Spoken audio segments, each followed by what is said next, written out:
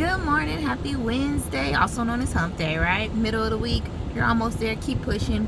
So I wanted to come to you today with Jeremiah 33, verse 3, and it says, "Call unto me, and I will answer thee, and show thee great and mighty and wondrous things that thou knowest not." So in this verse, it talks about calling out unto God.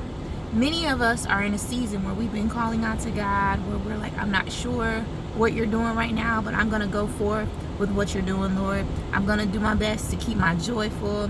I'm going to be led of you because I know you're working on something. But I want to remind you today that you are positioned for promotion. God strategically set you up for where you are today, for where he's about to propel you. And even though you don't see it, even though it don't look like it, God's working on something. And he's moving in our midst right now. And I want you to know, just like Joseph, he was in the pit, he was in the prison, but he was prepared for the palace in those places, right?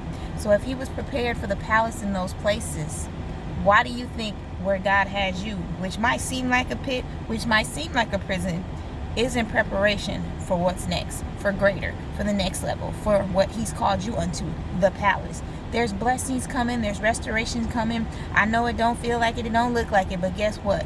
God is greater than your circumstances. God is greater than what you see. One day Joseph was in a prison, the next day he was in a palace. They sent for him. One day David was out there with his daddy's sheep, next day, guess what? He's king. God can do things suddenly, and he has a suddenly with your name on it. You might see some things in the midst right now. Guess what? That's just you seeing Isaiah 43 verse 19. Behold, I will do a new thing. Shall you not see it? We can see evidence of God moving and disregard it. Don't disregard the small things in the midst right now because it's not the big thing you've been praying for.